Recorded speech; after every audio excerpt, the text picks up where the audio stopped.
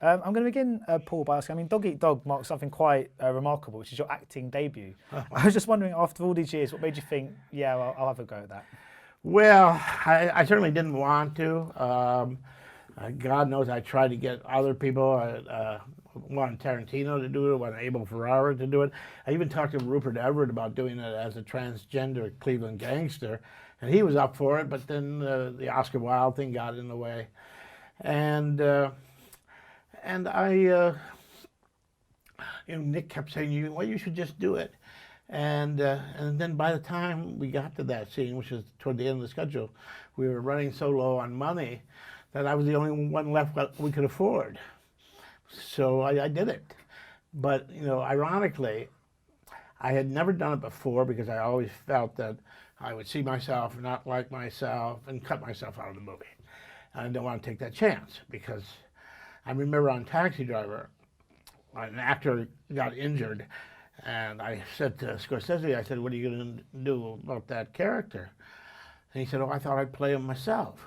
I said, Marty, please don't play him yourself, because I was convinced that he would see himself and cut himself out of the movie, and it wasn't an essential scene. The whole scene could be cut out.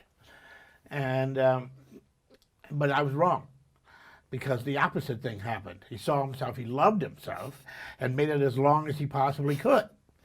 And but now finally I just, have gotten so old, I really don't give a fuck.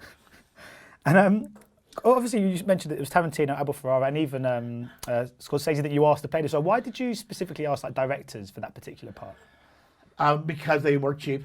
Yeah. That's fair enough. And this is obviously wildly different from the Edward Bunker novel. Was that more of an inspiration rather than this being considered kind of straight adaptation? Yeah, it's not that faithful. I felt the challenge was, Ed Bunker had a sort of 70s sensibility. The book was set in the 90s. And I was trying to figure out how do you make a crime film for right now, 2016, after Scorsese and Tarantino and Guy Ritchie.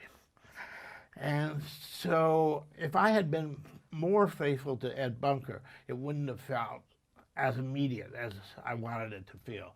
So in fact, it's not the most faithful adaptation rather. And I get a sense some filmmakers often try and kind of, they feel obliged to get into the head of someone who's a bit unhinged and understand what makes them tick. But this film feels more like a kind of unapologetic depiction of just three mad bastards, basically. There are people like that. Is that the aim, just to go, we don't have to understand them to know that they're just a bit crazy? No. I mean, you don't. I mean, what's nice about Cage and Defoe, and they both have this kind of charisma, which is they can play characters who you really do not like, but you love watching them play those characters. So you could say, Willem, this guy is the worst person ever, but gee, I like watching Willem play that. And so that, and that's really just the gift of certain actors, who can pull that off. And you've obviously mentioned there was a sort of limited budget on this, but do you actually think when you're working with limited resources, it actually brings out more creativity from the filmmaker because you've got no choice but to be resourceful? Yeah, I mean, you have no choice but to be bold. If you get scared, then you're doomed. And so you just use the fact that you're shooting on a tight schedule just to go the other way. It's just to be free and never look back. I mean, one of my thoughts in making the film was to try to get ahead of the audience, which we do in that opening sequence, and then just take off and never let the viewer know where you're going next. And if your viewer thinks you might turn right, then turn left. And for people who haven't heard about the film before, I sort of challenge them to guess where it's going, because it is like a jazz riff in that way. It just sort of, oh, let's go here, let's do that, let's do that. Do you find that you can be almost inspired by your own protagonists? Because obviously they're so unpredictable. Do you think that kind of rubs off on you and it gives you more license to be a bit kind of different, I guess, with the edit particularly? Yeah, absolutely. I mean, and also the fact that part and parcel of this situation was that I had Final Cut, and I felt absolutely free to do whatever I wanted. And I mean, you've worked, of course, with Nicholas and William countless times before. It must make it so much easier when you first arrive on set. You must already have this kind of shorthand between you that's already been established. Yes and no. I mean, people talk about improvisation in films, but there isn't that much improvisation in films. Where there is improvisation is in the rehearsal process, and that's where you really play around. And so like the funniest line in the movie was in rehearsals, and and Nick Cage says, what's that thing you put in the baby's mouth? And Willem in the rehearsals says, you mean a dick?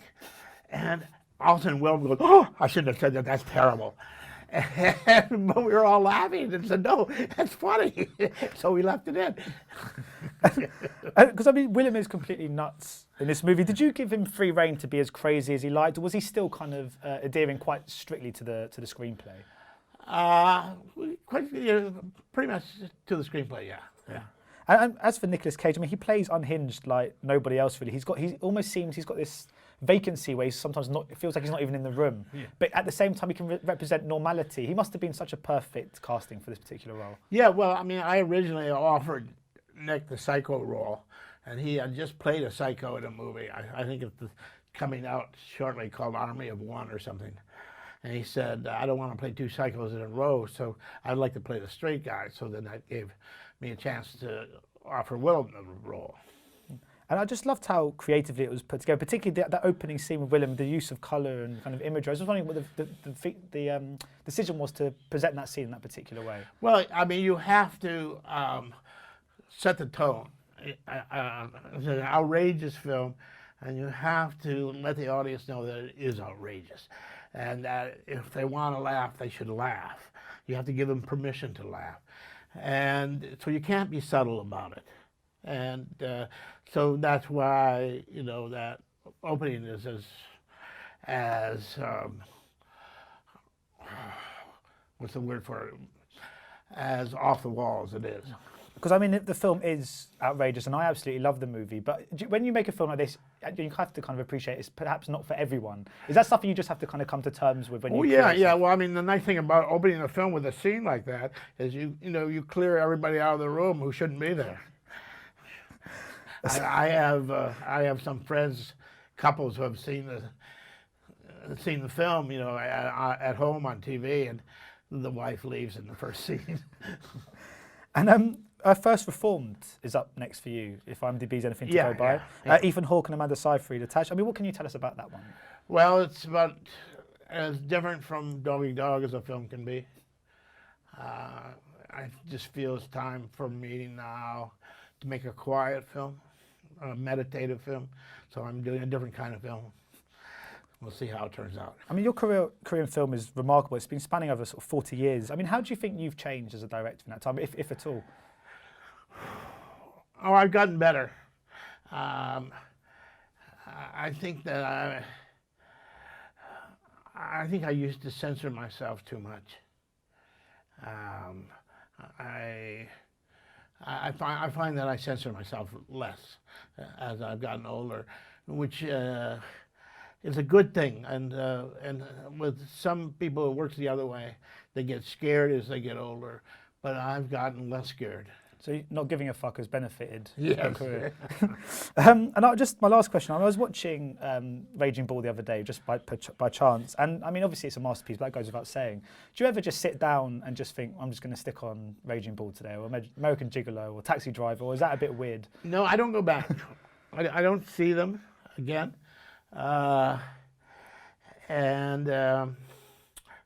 Fortunately, I've been able to think about the next one. When you look at your films again, one of two things happens. Either you look at it and you say, boy, that's pretty good. I used to have so much talent. Whatever happened to my talent? Or you look at it and you say, that's no good at all. I never had any talent. I didn't then and I don't now. So I said, how do you win? So you're better off not to look at them. We'll just leave it to us instead. Well, thank you so much for your time today. Ladies and gentlemen, you're watching Hey You Guys! Hey, you guys, huh? Hey, you guys. Is that from the Goonies? It is indeed, yes. Nice.